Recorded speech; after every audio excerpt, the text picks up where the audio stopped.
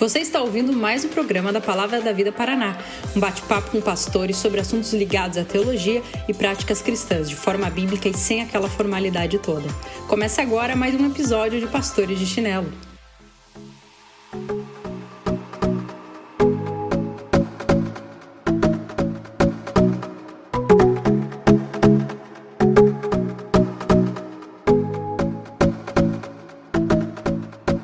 Fala galera, tudo bem? Seja muito bem-vindo a mais um Pastores de Chinelo.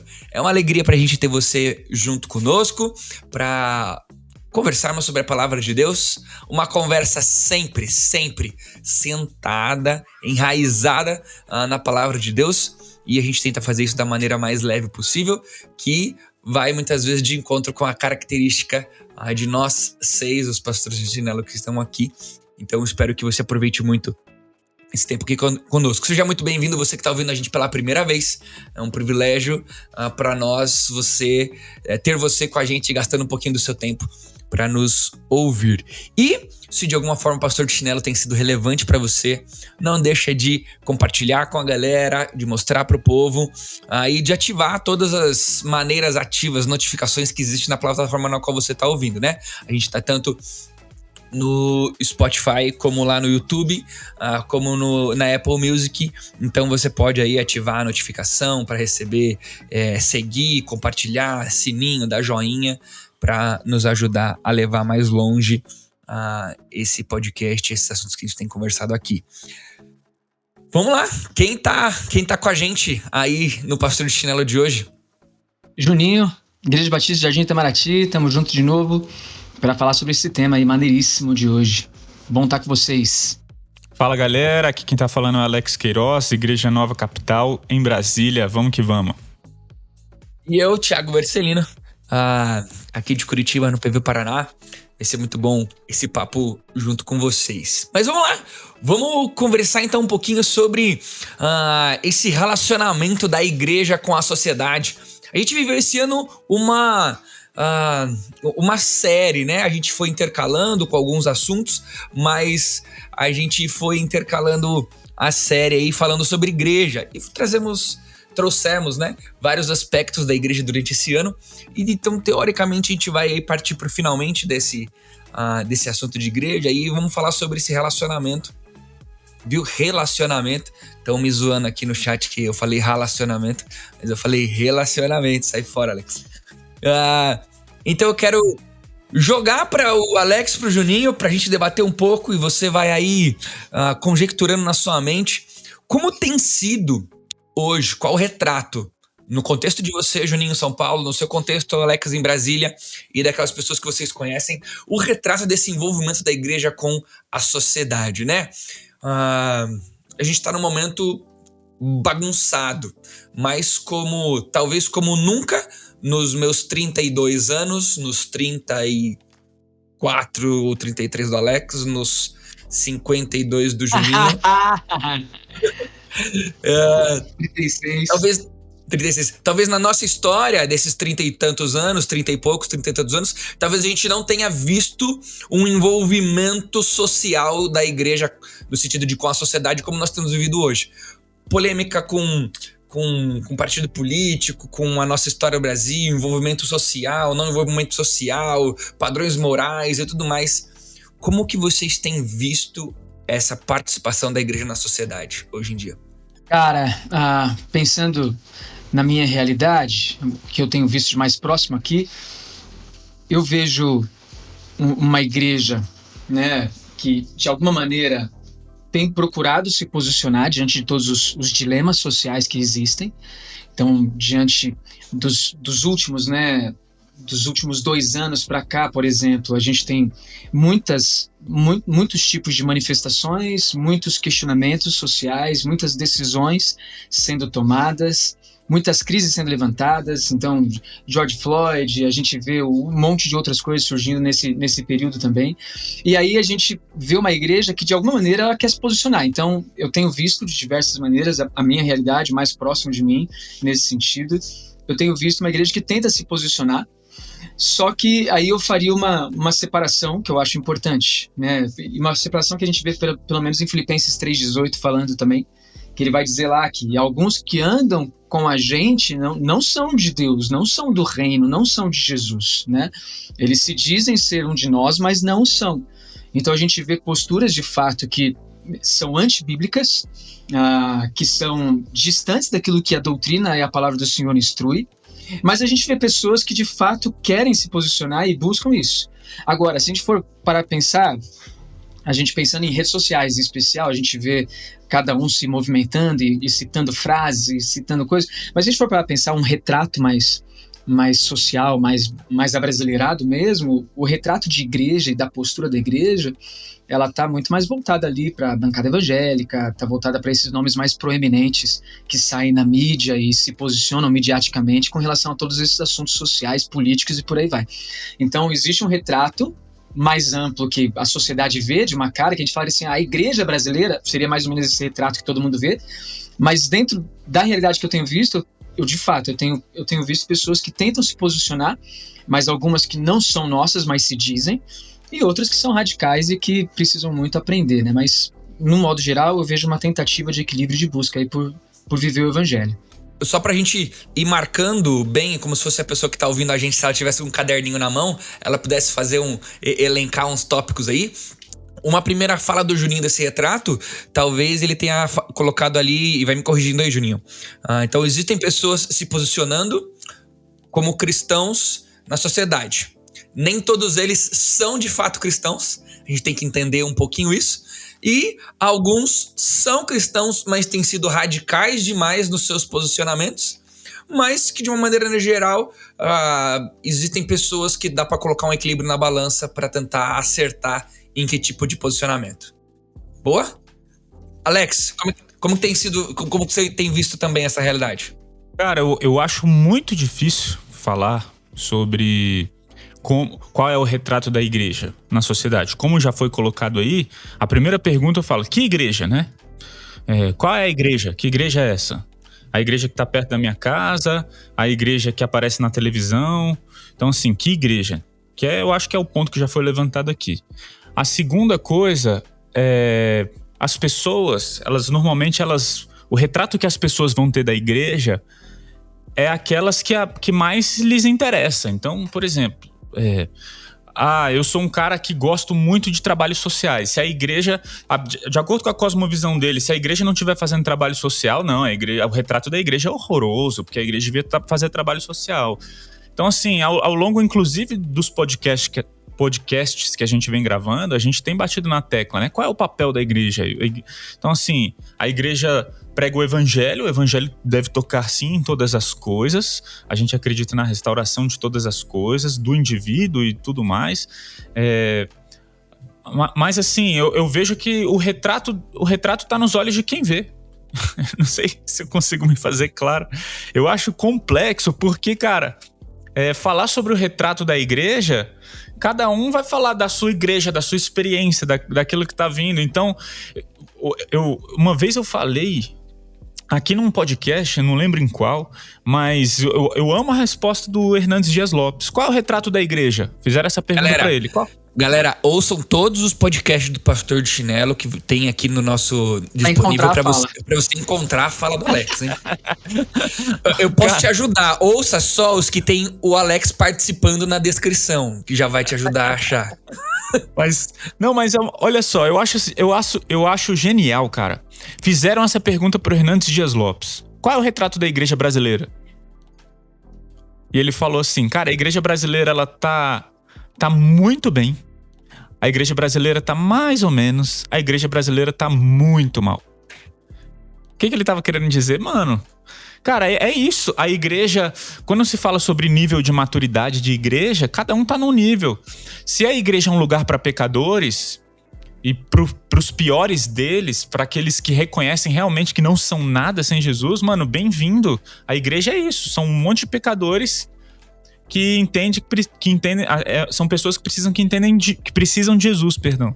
Então, assim, cara, tem pessoas que vão chegar completamente tortas e a igreja precisa mudar. E eu não sei se vocês estão entendendo onde eu tô querendo chegar, mas o ponto é, o retrato da igreja é complexo falar sobre o retrato da igreja, demais. Você tá falando aí também, Alex, no seguinte, tem uma frase de um livro chamado Igreja Centrada, que diz o seguinte: o evangelho não diz respeito ao que fazemos, mas ao que foi feito por nós. E eu acho que isso faz muito sentido quando a gente pensa na postura da igreja.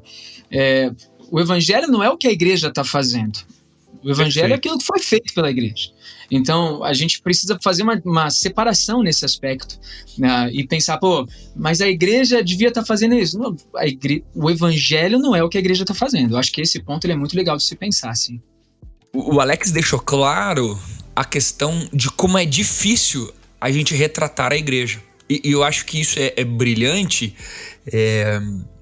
Um parênteses, né? Pessoas que já conversaram comigo sabem que eu me divirto com coisas que a gente não tem uma resposta exata. E eu não me incomodo com isso. Desde que isso me promova uma reflexão, e essa reflexão me promova a querer ser melhor do que eu sou, né? Então, eu vou dar um enigma bíblico assim, bobo, né? Mas o famoso, nós somos salvos, mas ainda não, né? Peraí, eu já sou salvo? Sou. Porque Cristo morreu por mim, eu já declarei a minha confiança na salvação que ele me ofertou. Mas eu já sou salvo? Não. Não sou, porque você seria salvo lá no céu, né? Ainda tô no mundo, ainda tô vivo e tal. Mas como é que explica isso? Cara, eu não sei.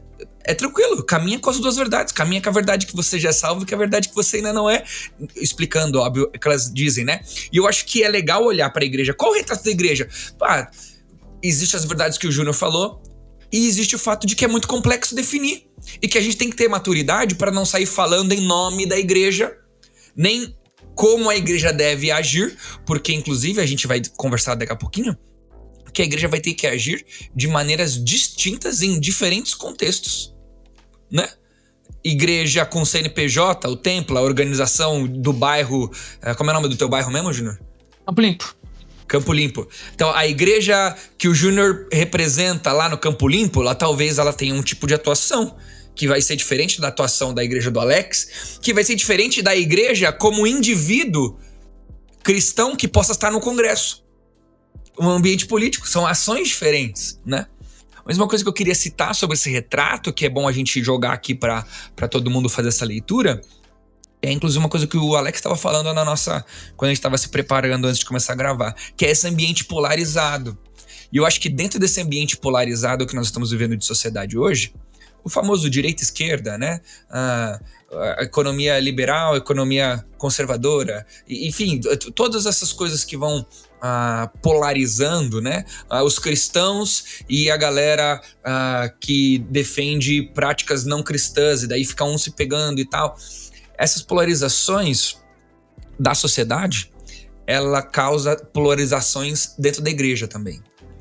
E eu acho que isso é um retrato legal sobre se posicionar. Eu acho que o fato de como a igreja se porta também é polarizado. Existe uma galera da igreja que vai dizer: mano, ignora isso daí. Vamos viver, vamos abrir igreja domingo, fazer culto, cantar, entregar cesta básica e é nóis. E vai ter a galera que vai falar assim: não, a igreja tem que ocupar todos os espaços. E vai ter a galera que vai falar assim: não adianta só ocupar todos os espaços, mas nós temos que impor as nossas verdades a todos. Vamos com o pêndulo de um lado para o outro, porque a polarização da sociedade também está polarizando, na minha opinião, o posicionamento da igreja. Faz sentido. Tem um artigo do Voltemos ao Evangelho aí, que ele fala de 4 proponentes. Proponentes dos 2 reinos, onde a igreja está trabalhando, onde Deus está trabalhando através da igreja, e não devemos nos envolver muito profundamente com a cultura mundana e moribunda. Proponentes transformacionistas, a igreja deve estar ativa na busca da redenção da cultura enquanto nos movemos para o fim dos tempos. contraculturalistas, a igreja permanece como um modelo claro do reino de Deus e, como tal, é uma voz profética contra a cultura mundana predominante e relevância cultural. Os cristãos devem procurar onde Deus está presente na cultura e afirmar isso. Então a gente já vê, você está falando dessa polarização, né? Mas a gente vê até essa categorização de onde a igreja está atuando, de como ela está atuando nesse sentido. E talvez nem todo mundo se encaixe no que está escrito aqui, ou se encaixe mais de um, ou não se encaixe, só encaixe em um e nenhum outro mais. Então, assim, existe essa questão difícil, até porque tem perguntas que a gente não sabe responder, e a igreja ela tem que assumir isso, né? Tem coisas que a gente não sabe responder. Tem questões práticas do sofrimento, por exemplo.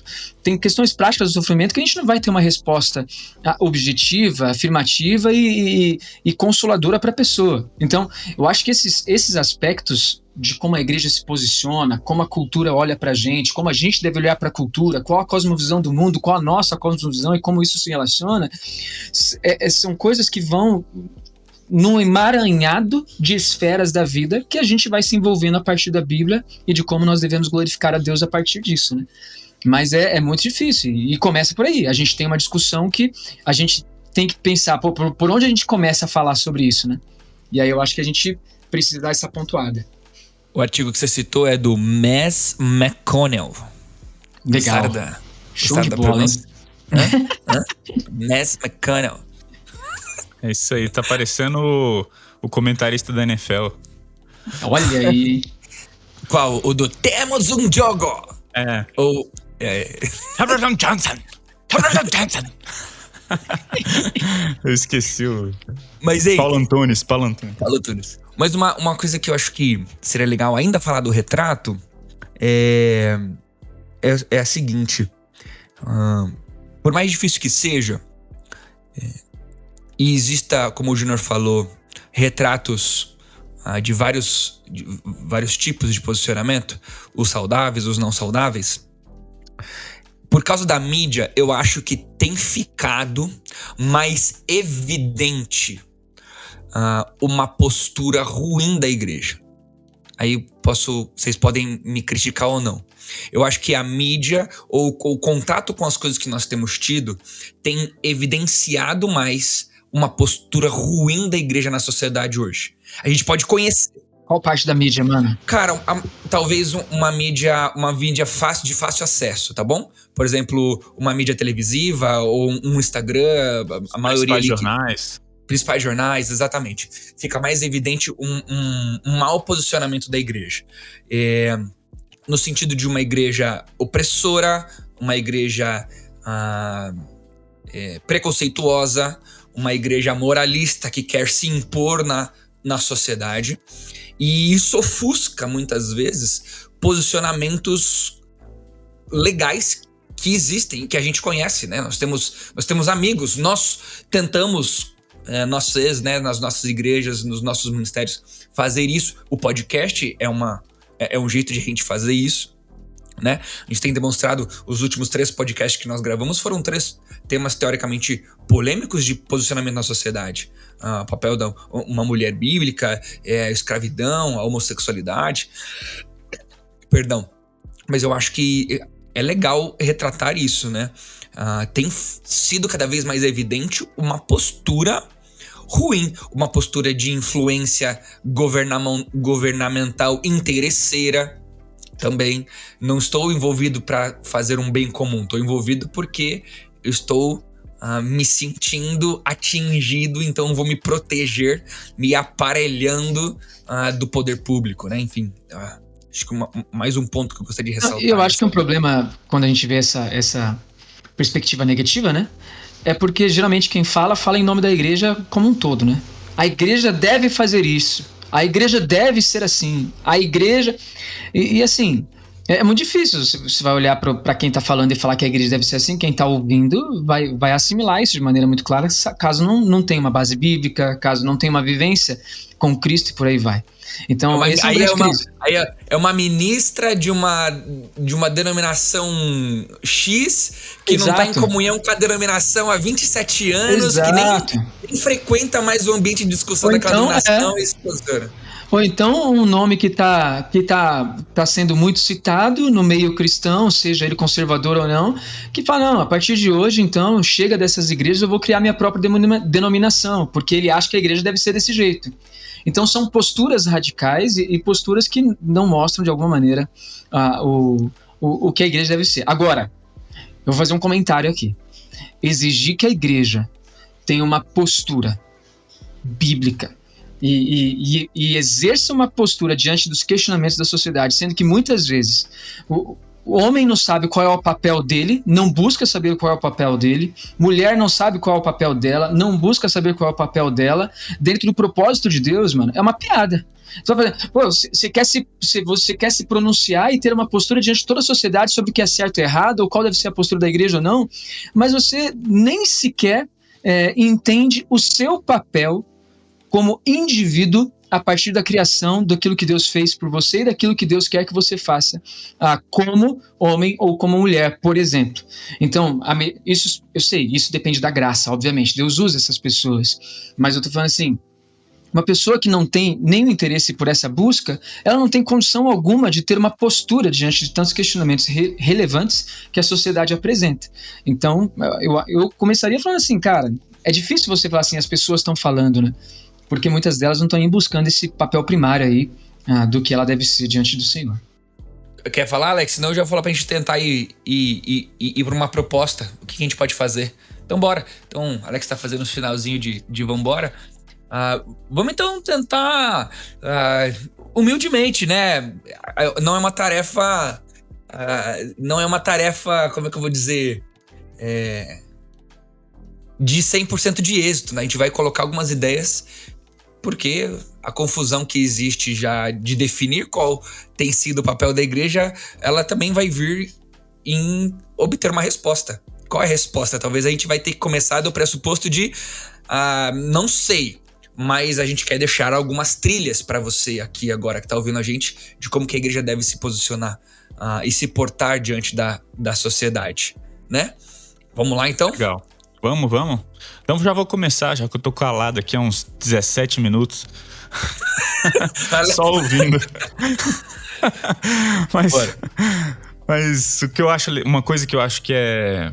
Quando a gente fala sobre o papel da igreja na sociedade, o que eu acho que é de comum acordo é que o papel principal da igreja tem relação com o evangelho, né? A igreja é defensora do evangelho. A igreja existe em primeira mão para falar do evangelho. A questão é, quando a gente realmente entende o que é o evangelho, a gente percebe que existe uma coisa, dá para resumir o evangelho em 4 palavras, né? Criação, queda, redenção, restauração ou consumação, seja lá como as pessoas preferem a última. E aí tem essa palavrinha pecado, né? Então, assim, querendo ou não, pra gente mostrar as boas novas de Jesus, a gente acaba tendo que mostrar as más novas. O mundo está corrompido, então existem aspectos da cultura que precisam de redenção, que precisam de Jesus, as pessoas precisam de Jesus. E para isso a gente acaba apontando pecado. E é aí que para mim mora um dos grandes desafios quando a gente fala sobre o papel da igreja na sociedade, né? A igreja deve apontar o pecado, sim, com certeza. Por quê? Porque isso faz parte do nosso papel de pregar o evangelho, né? Então, assim, quando a gente fala sobre denuncia o pecado, a gente acaba, de uma certa forma, cumprindo o nosso papel, falando isso é certo, isso é errado. E esse é um dos grandes desafios, na minha opinião. Não sei se vocês concordam comigo, o que vocês pensam, porque se tem uma coisa que é desafiadora é essa, né? É virar e falar, olha, lamento dizer, mas não é isso que Deus quer de você. E aí, uma das grandes confusões que as pessoas fazem é trazer isso para a sociedade. O fato da igreja ter que apontar o erro não significa que a nossa sociedade tem que abraçar aquilo como um princípio moral social. Cara, e isso é extremamente desafiador.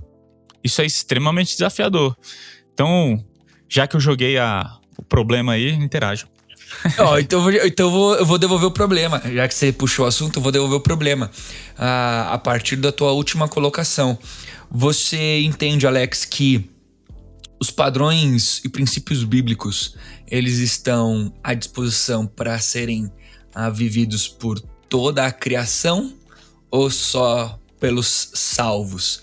Porque isso vai dar pra gente uma discussão boa no sentido de que eu pego a Bíblia e eu devo aplicar essa Bíblia a toda a sociedade, ou eu pego a Bíblia e devo aplicá-la aos cristãos convertidos? Porque isso vai virar, se eu passar na rua e falar assim, não joga lixo no chão porque Deus mandou a gente ser bom mordomo da criação.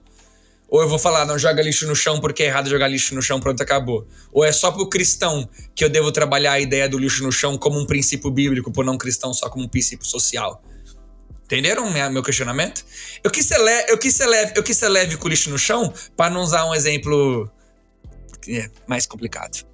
Não, de cara, né? Eu não vou nem responder, vou fazer mais perguntas. Mas assim, quando a gente... Eu não posso virar para criar uma lei para a sociedade falando: ame o Senhor, o teu Deus, de todo o teu coração, de todo o teu entendimento. Então, a partir de agora, quem não amar a Deus vai ser preso. Então, assim, outra coisa, né? A questão das consequências, né?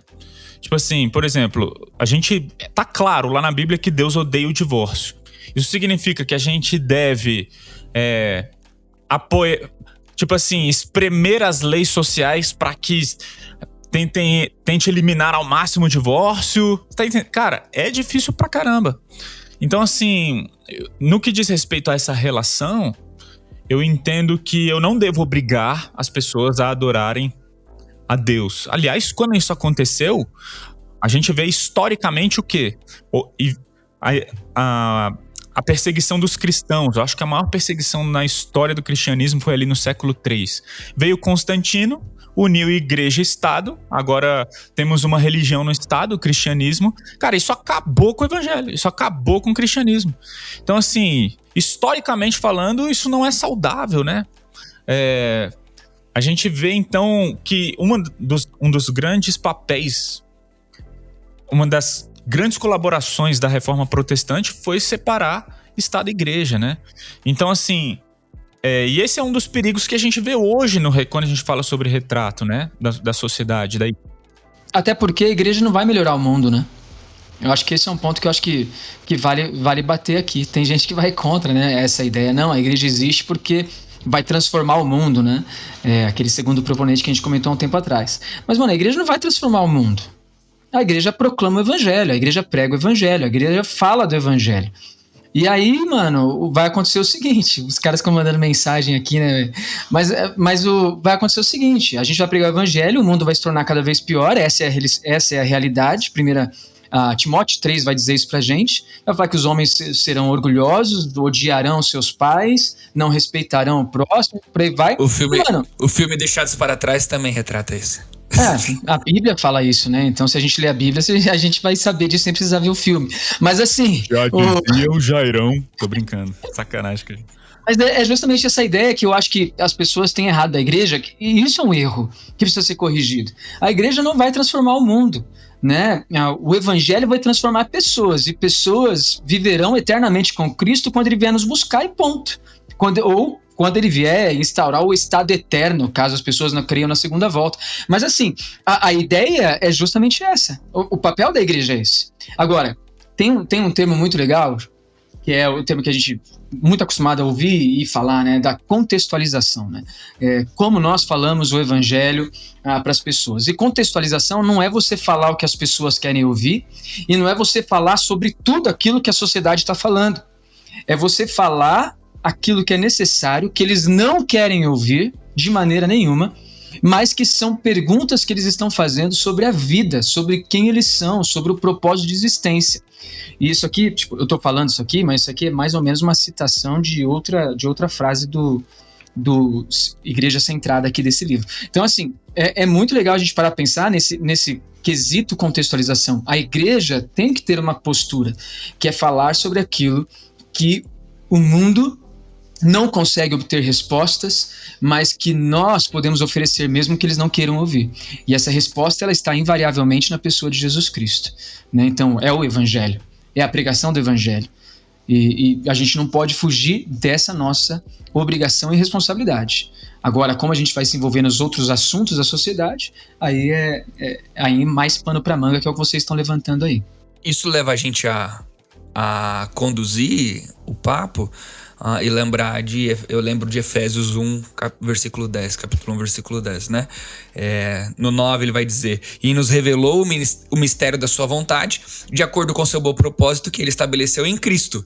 Isto é, de fazer convergir em Cristo todas as coisas, celestiais ou terrenas, na dispensação da plenitude dos tempos. Nosso papel como igreja deve ser conduzir tudo. Conduzir a sociedade, conduzir o mundo, conduzir a igreja, conduzir a criação, conduzir tudo para convergir em Cristo. Isso significa moralizar a sociedade? Não. Porque uma sociedade moralizada, talvez ela vai achar que por causa dos seus costumes e práticas ela está redimida, quando na verdade é o pecado, é a falência da sociedade que aponta a sociedade para Cristo, né? E uma vez que a sociedade toda ela está afetada pelo pecado, a sua moral também está, a sua jurisprudência também está, e todas as áreas sociais, culturais estão. Então é muito importante a gente parar para pensar nisso, né? E outra coisa que eu ia falar também, cara, que eu acho importante, você falou, né? Como é que a gente vai falar sobre por que não jogar o lixo no chão, né? Por exemplo. E a gente tem evidências naturais da existência de Deus que a gente pode apresentar isso para as pessoas. A gente pode utilizar-se disso para apresentar, de fato, o Criador como aquele por meio do qual, né, ou por quem nós fazemos o que fazemos ou deixamos de fazer o que fazemos. A questão é que nós não podemos simplesmente chegar impondo os nossos pensamentos, mas dialogar com, inclusive, a cultura, os pensamentos, a cosmovisão deles, a partir disso trazendo e apresentando de onde surge toda a mobilidade, né, para a nossa transformação social, que é a partir do Evangelho. Então a gente consegue fazer esse diálogo. Eu estou encucado aqui com uma frase do Juninho. Por quê? Porque eu acho que ela pode ser mal interpretada. Né? Pode falar, mano. Eu deixei passar, mas eu sei. Eu concordo com o Juninho, especialmente escatologicamente falando aí. Quando ele falou que a igreja não tem que transformar o mundo. Três pré falando de envolvimento com a sociedade. Esse é o resultado. Será que pessoal? Eu sou pré ainda? Mas enfim. Mas... Se você concorda com o Juninho, você está caminhando numa forte tendência de ser. Mas beleza. Mas assim, eu entendo quando ele falou que a igreja não vai transformar o mundo, ele está querendo dizer que as coisas não vão melhorar, né? Porque até mesmo que Deus está preocupado com a volta do retorno de Cristo e já está escrito que não vai melhorar, as coisas não vão melhorar, as coisas vão piorar, né? Até que Cristo venha e vá redimir completamente todas as coisas. Aí a gente vê a citação do Tiago em Efésios capítulo 1, versículo 10, que tudo vai convergir em Cristo Jesus e todas as coisas serão colocadas debaixo do seu domínio. Que coisas são essas? Absolutamente todas. Então as pessoas têm erroneamente, equivocadamente, o pensamento de que o evangelho vem apenas para redimir pessoas, mas não. O evangelho ele vem para redimir tudo, absolutamente tudo. Quando Deus criou todas as coisas foram criadas para a glória dele. Isso significa que as pessoas foram criadas para a glória dele, a matemática, a sociologia, as filosofias, a forma de pensar, a economia, tudo de Deus. Eu amo a frase de Abraham Kuyper, quando ele fala: não há nenhum centímetro quadrado de toda a existência humana que Cristo, Senhor sobre tudo e sobre todos, não clame, é meu. É tudo de Cristo Jesus. Ou seja, qual é o retrato, ou como que a igreja deve se portar? A igreja não deve fazer um dualismo entre a religião e a política, por exemplo, né? A política é de Satanás, porque o mundo jaz do maligno, mas precisamos pregar o evangelho. A gente só tem que tomar cuidado com esse detalhe. Por quê? Porque, cara, não, pelo contrário, os cristãos devem sim estar lá na política representando o Deus que é dono daquilo, porque um dia, hoje já é de Cristo, mas um dia vai ficar claro para todas as pessoas, que é tudo do Senhor Jesus Cristo, e ele está caminhando para isso, né? Então, assim, a política é de Jesus, a economia é de Jesus, dinheiro é de Jesus, tudo é de Jesus, é tudo para a glória dele, né? Então, assim, por isso que inclusive eu já ouvi as pessoas falando, isso é culpa da igreja. De uma certa forma especialmente por causa da isenção da igreja. Cara, quando a igreja começa a fazer esse dualismo e separar entre o sacro e o profano, né? 10% do dinheiro é de Deus, e os outros 90% é seu, né? Um dia é do Senhor, e os outros 6%, né? Então, assim, é tudo de Deus. Seu corpo é de Deus, seu pensamento é de Deus, seu coração, tudo que você tem é de Deus, o seu trabalho é de Deus. Não, eu sirvo, eu cumpro a missão no domingo, e na segunda você não cumpre a missão. Então, assim, a gente precisa resgatar, isso é o evangelho entrando em todas as esferas. A gente precisa resgatar a ideia de que o evangelho deve entrar onde nós trabalhamos, em tudo que fazemos. Sem dúvida, e aqui vamos caminhar um pouco, mano. Vou te interromper aí, Thiago, você vai falar, mas eu quero emendar nessa discussão aqui que eu acho importantíssima, velho. Eu ia só complementar que são paradoxos bíblicos lindos de serem vividos, né? Sim. É o famoso ser de santo porque eu sou santo, mas eu sei que eu não vou conseguir ser santo no sentido de viver a plenitude da minha santidade. Então é a mesma coisa. Nós temos que transformar o mundo, mesmo sabendo que ele só vai piorar, mas isso não me isenta na tarefa de tentar construir um mundo melhor, onde fique mais evidente o reinado de Cristo nos nossos dias. É o paradoxo. Legal, não, eu acho interessante, eu acho legal isso aqui. Agora emenda. Agora a gente vai começar uma discussão aqui entre nós, né? Mas, e aí entra mais uma vez, aí vai entrar aquelas divisões que existem de pensamentos, de qual a postura da igreja no meio de uma sociedade, né? E olhando a princípio para os textos que eu tenho pensado aqui no meu coração, o papel da igreja, ela não é buscar a redenção da cultura, né? Eu não consigo enxergar isso como papel da igreja. Eu sei que isso faz parte do evangelho sendo evidenciado na vida do cristão, através da vida do cristão. Então, por que eu estou falando isso? Por exemplo, a gente tem um sonho aqui na nossa igreja, e o sonho a gente quer construir uma escola no nosso bairro que possa atender as crianças carentes, que elas não precisem pagar escola, mas tenham uma escola de qualidade, e ao mesmo tempo que seja uma escola autossustentável, em que tenham crianças que tenham condições de pagar, que o pagamento delas supram o que os outros deveriam pagar, mas não podem. Então a gente tem essa ideia, por quê? Porque a gente acha que a gente precisa transformar o ambiente que estamos, precisamos apresentar uma cultura e tentar, de alguma maneira, transformar a cultura que estamos vivendo, mas a nossa busca principal nunca vai ser a redenção dela, porque não está em nossas mãos a redenção cultural, social do nosso mundo, porque isso não vai acontecer. Essa é a realidade. A realidade é que Jesus ele virá e ele vai estabelecer o seu reino e ele vai reinar à frente de todo mundo. Então esse é o ponto. Agora, significa que a gente não tem que ter esforços para mostrar o evangelho? Não, porque a gente precisa mostrar o evangelho como indivíduos. Esse é o ponto que eu estou falando, que eu acho que o Alex está querendo dizer também, que eu também quis dizer nesse sentido. Eu só acho que a gente precisa tomar cuidado, porque muitas pessoas hoje pensam que a igreja ela precisa ser essa agente de transformação social. E eu tenho meus pontos de interrogação quando eu penso sobre isso, né? Então, e isso começa a partir do momento que a gente, Alex citou aqui, mas que a gente faz essa divisão entre sagrado e profano, entre o que eu faço na igreja e o que eu faço no mundo, né? E aí a gente precisa lembrar, o que o ministro de louvor faz na igreja é tão importante quanto, sei lá, o gerente na empresa, ou teve alguém que falou alguma coisa disso, tem uma anotação aqui.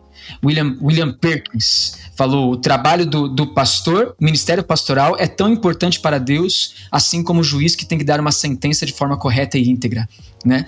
Então, a gente precisa ter essa equalização da vida. O evangelho nos transforma em todas as áreas e atinge todas as esferas da nossa vida, né? Mas a nossa busca como cristãos não é uma redenção cultural em si, e sim apresentar esse evangelho, apresentar esse Cristo que transforma vidas e que essas vidas impactam os seus ambientes. Um processo conciliatório, talvez, nessa fala, Júnior, é a gente entender que um ser humano redimido redime o que está à sua volta. Mas é que deveria ser sempre uma consequência natural. Sem entendeu? dúvida. Então, Sem dúvida. olhar, vamos falar de um processo ecológico, né? Um ser humano redimido, consciente da transformação que ele tem de vida por causa do que Cristo fez por ele naturalmente, por conta dessa nova condição, ele deseja cuidar da criação. Sim. E ao cuidar da criação, ele faz aquele processo de convergir todas as coisas em Cristo Jesus. Exato. Agora, é óbvio, e isso com certeza nós três vamos concordar, que qualquer tentativa de transformação em qualquer área, seja de coração, de sociedade e de criação, né, de natureza ou de qualquer coisa, a parte de Cristo é idiota. É frustrada. É burra, é frustrada, exato. Não vai acontecer. Por isso que podemos até falar que mostrar algumas coisas nessas localidades, mostrar algumas coisas na sociedade, mostrar algumas coisas no cuidado com a natureza, pode conduzir pessoas não redimidas a conhecerem a Cristo. É um bom testemunho, é um estilo nobre de vida, que é o que a Bíblia apresenta, mas não é isso que vai transformar de fato a sociedade. E aí pode surgir até o questionamento, Thiago, tipo assim, mas vocês estão falando isso, então a igreja então é a tal, é a toda poderosa, é ela que faz a mudança no mundo e ponto, acabou. Mas e o cara que mudou o bairro dele a partir das ações sociais que ele fez e tudo mais? A gente não, eu acho, não estamos pontuando que uma pessoa, nós não estamos pontuando que quem não tem Jesus não pode fazer boa ação, não é isso. Até porque todos os homens foram feitos à imagem e semelhança do Senhor. Então qualquer coisa boa que o homem faça é simplesmente reflexo dessa criação. É reflexo dessa imagem que, por mais que esteja corrompida por conta do pecado, continua evidenciando de alguma maneira o Criador. Então, esse é um ponto muito legal que a gente precisa parar para pensar. Agora, a gente olha para tudo isso, tá? Como é que a gente então vai se portar? E eu quero frisar, mano, na questão indivíduo, na questão cristão. E eu vou citar alguns textos aqui. Primeiro, Tito, capítulo 2, versículo 9 e 10, fala sobre os servos se portarem de maneira digna a fim de mostrarem a beleza da doutrina, a maneira como nós vivemos, e ali ele está falando de servos, escravos e senhores, a maneira como nós nos portamos, ela de fato apresenta a beleza da doutrina que carregamos. Então a doutrina ela não é um negócio seco, frio que existe dentro da igreja. Ela é algo que nós vivemos e é embelezada a partir da maneira que nós vivemos. Então o indivíduo é muito importante. Segundo texto, por exemplo, 1 Tessalonicenses capítulo 4, diz que a gente precisa se portar com dignidade para quem não é da igreja ver em nós essa dignidade do evangelho de Cristo, do Cristo que nos transforma e do Senhor que é quem servimos. Então existe uma postura da igreja que ela é do cristão em si. O cristão ele deve se portar de maneira digna para que seja apresentado o evangelho, né? Lembrei aqui, Juninho, de Mateus 5,16, que as nossas boas obras devem ser vistas, devem ser colocadas num pedestal, as nossas boas obras, assim como uma luz deve ser colocada num pedestal e não dentro de uma cesta, para que as pessoas louvem a Deus. Então, assim, isso... somos nós, através das nossas boas ações, fazendo com que Cristo seja exaltado e o mundo exalte ao Deus a quem servimos através da excelência das nossas obras, das nossas boas ações, do nosso bom comportamento. Um exemplo, por exemplo, o Filipenses. E eu sou todo lascado do português do grupo, né? Mas ainda cabe, hein? Ainda cabe um exemplo, por exemplo. Eu sou acéfalo do grupo depois. Mas quanto a isso aí, não há dúvidas. Mas assim, um bom exemplo é a carta aos Filipenses, quando a gente vê o alegrai-vos no Senhor, né?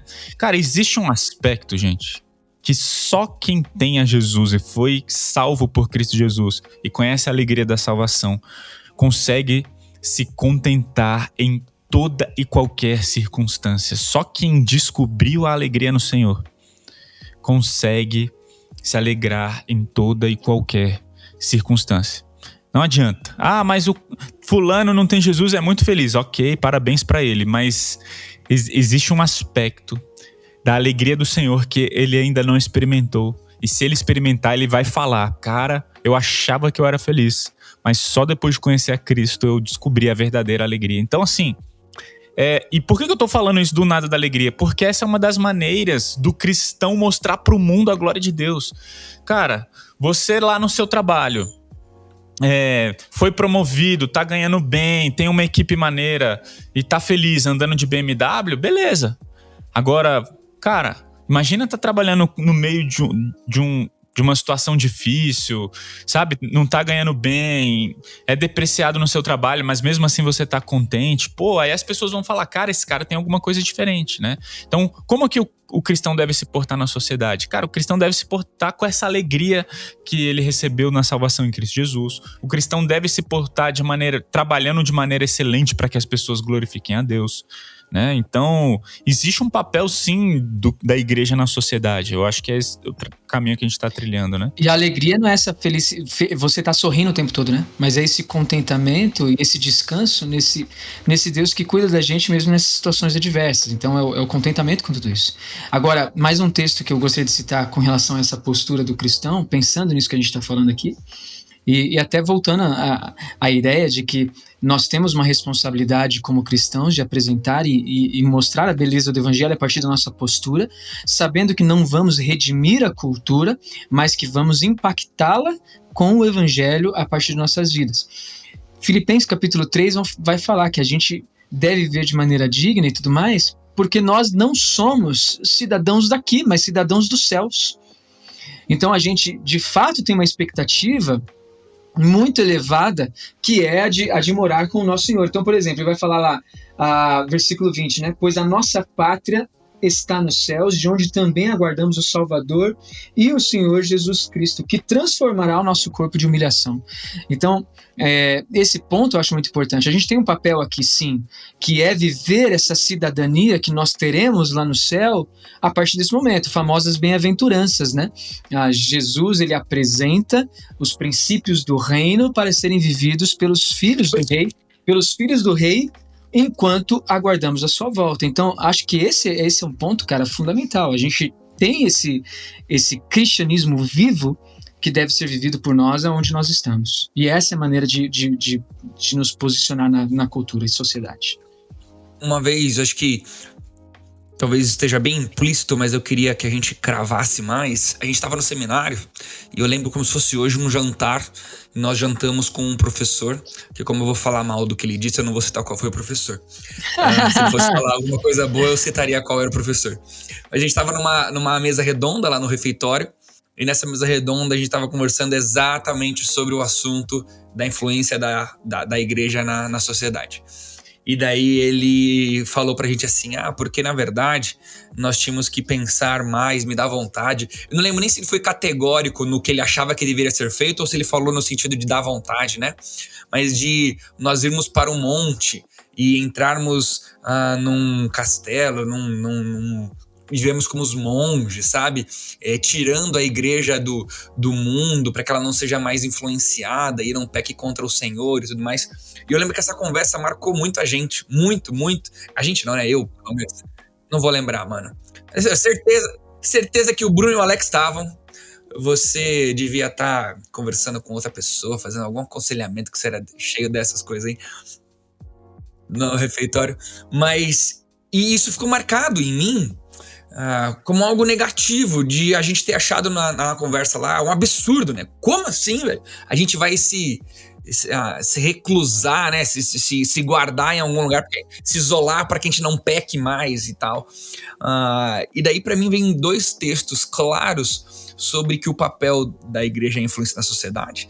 Tem que ser um papel dentro da sociedade, dentro do mundo, não separado desse mundo, né? Filipenses 2:15.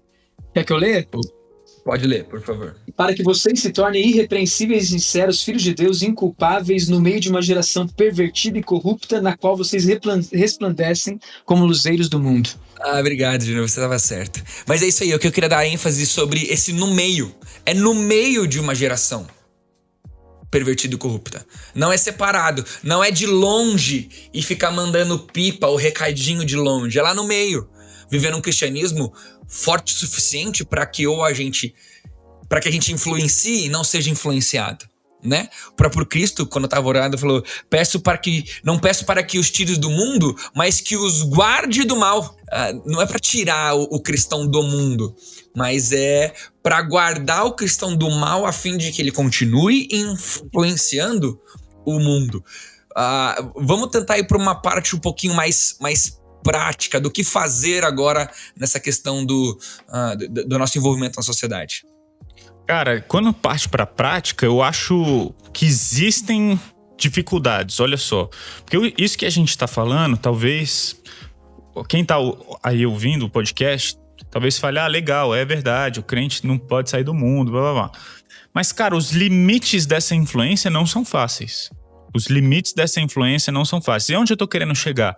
Porque a gente vê, como a gente disse lá no início, qual é o retrato da igreja? Existem muitos cristãos se portando muito mal.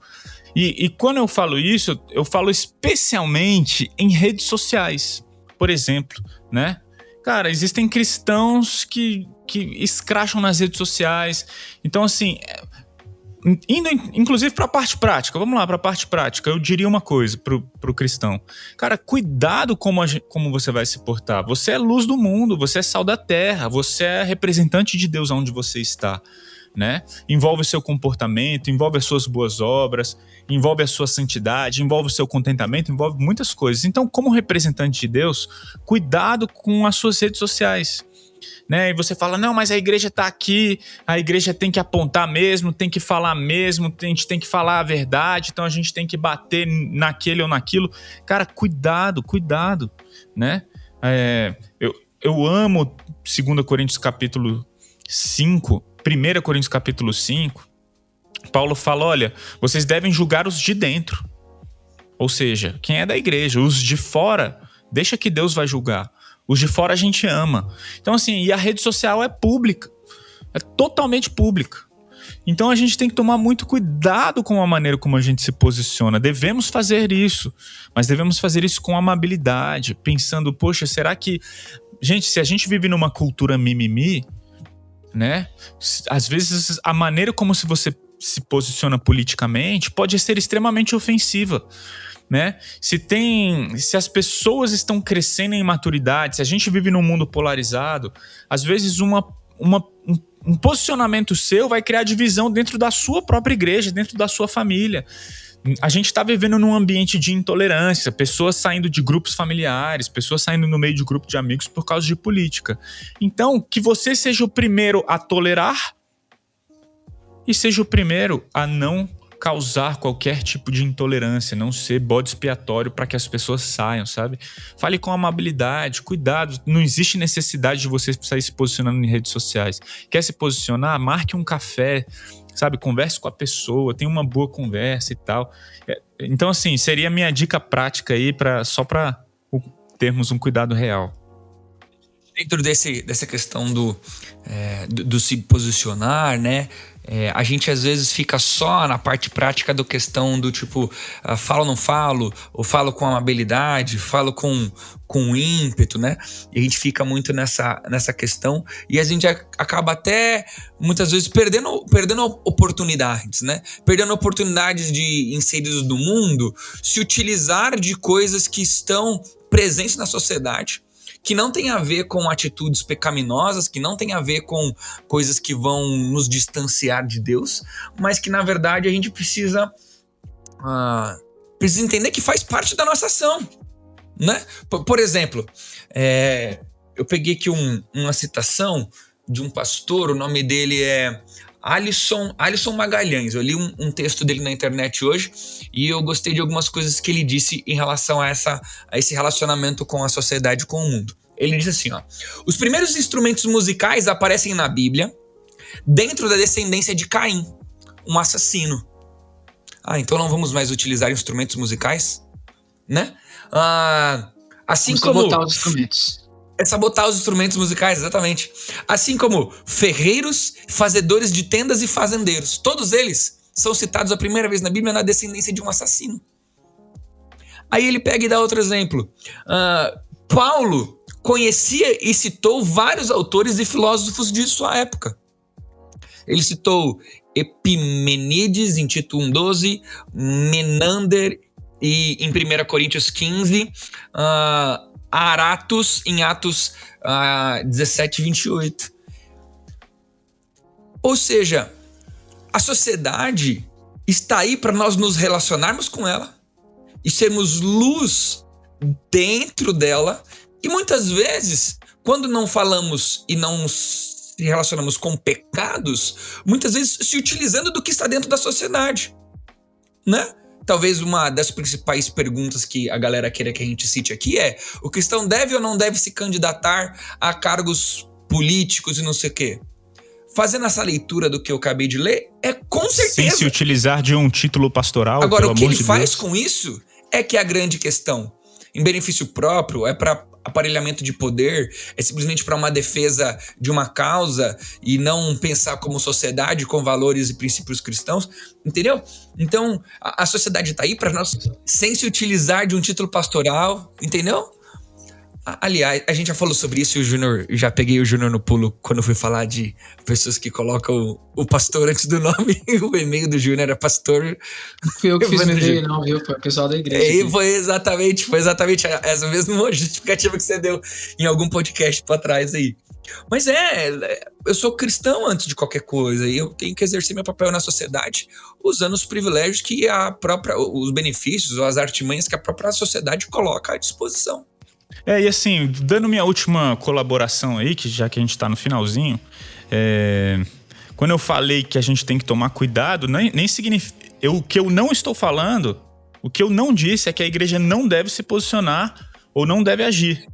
Então assim, cara, tem uma frase do Chesterton, que ele fala assim: a igreja não tolera nada, mas perdoa tudo. O mundo tolera tudo, mas não perdoa nada. Então, assim, cara, pecado é pecado. A igreja é radicalmente, por exemplo, contra o aborto. No entanto, acolhe inúmeras mulheres que abortam. Então, assim, a igreja é isso que o Chesterton estava falando. A igreja não tolera nada, mas acolhe, mas tolera tudo. Vem pra cá, tolera nesse sentido, né? Dentro desse contexto. Vem pra cá, a gente abraça, a gente fala, não faça isso. Mas quando a pessoa faz, a gente fala, vem aqui que eu vou te acolher. O mundo, ele é exatamente o oposto, né? Ele fala, tudo pode, mas quando faz, seu miserável, vai pra lá. Então, assim, é a igreja, de alguma forma, se posicionando no meio da sociedade, no meio de uma geração corrupta, incrédula.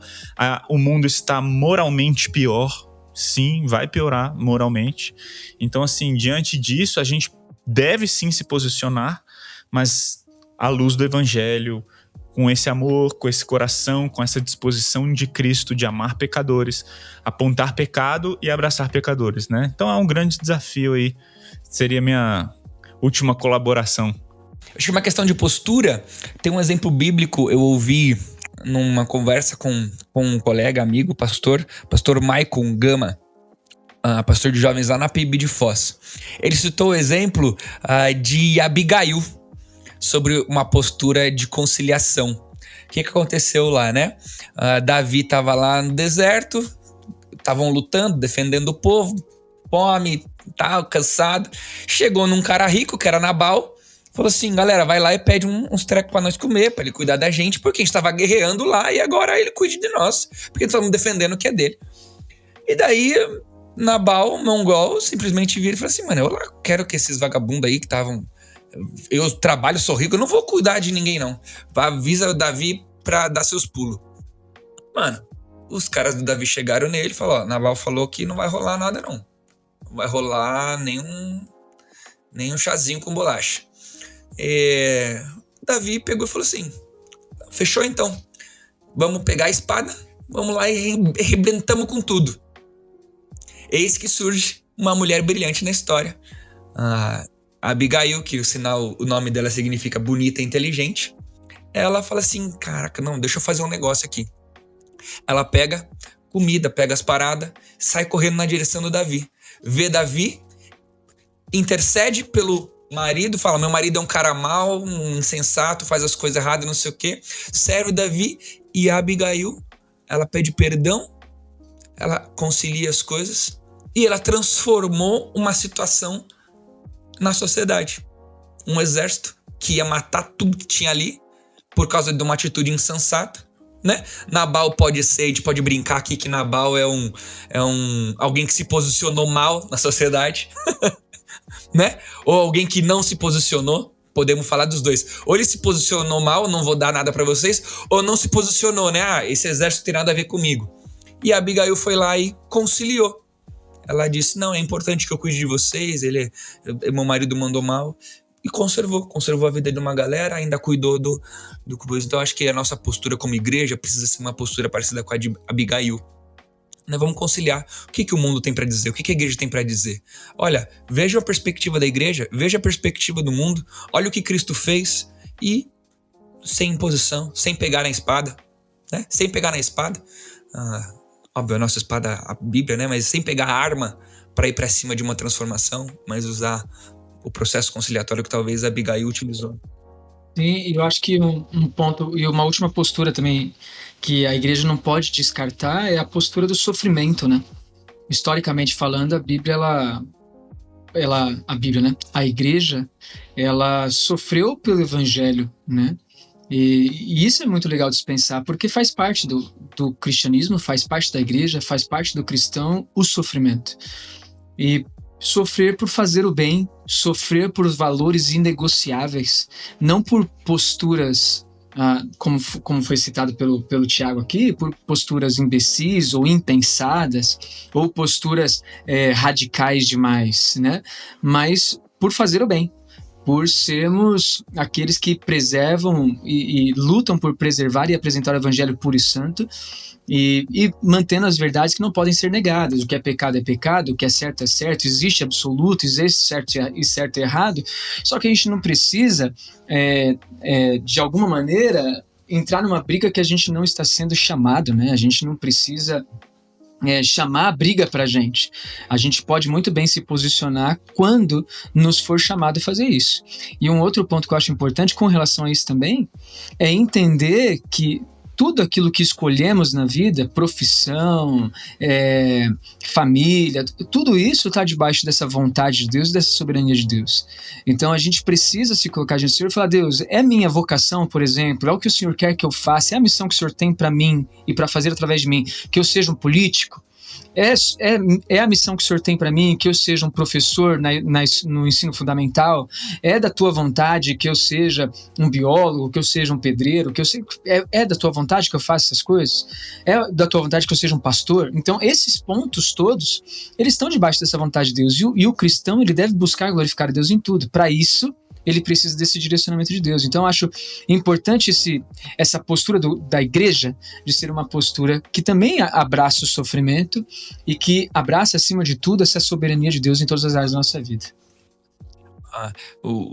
A oração é um papel fundamental da igreja na sociedade, e essa oração, ela não exclui a nossa ação, né? Inclusive, orar é uma ação, inclusive, né? O ato de orar é também um ato de fazer algo pela sociedade. E daí eu terminaria, se vocês não tiverem mais nenhuma colocação, eu queria terminar com uma definição da mãe do John Wesley, Susanna Wesley, e eu queria tentar fazer um arremate aqui com o que ela disse sobre tudo aquilo que a gente tem que se posicionar. Como igreja, nós devemos atuar em quê, né? Aí eu diria que a gente tem que atuar e se posicionar em tudo que enfraqueça a tua razão, diminua a tua sensibilidade da consciência, obscureça a tua percepção de Deus ou atenue teu gosto pelas coisas espirituais. Tudo linda. Que aumente a autoridade do teu corpo sobre a sua mente. É isso, essas galera. Coisas são coisas pelas quais nós, como igreja, devemos lutar. Coisas que, fazendo um resumão do que a Susanna Wesley disse, coisas que nos coloquem diante de Deus. Nós que heróis, valeu, com uma galera. Postura correta, como a gente acabou de falar. É isso? Valeu! Esse foi mais um Pastor de Chinelo e até a próxima.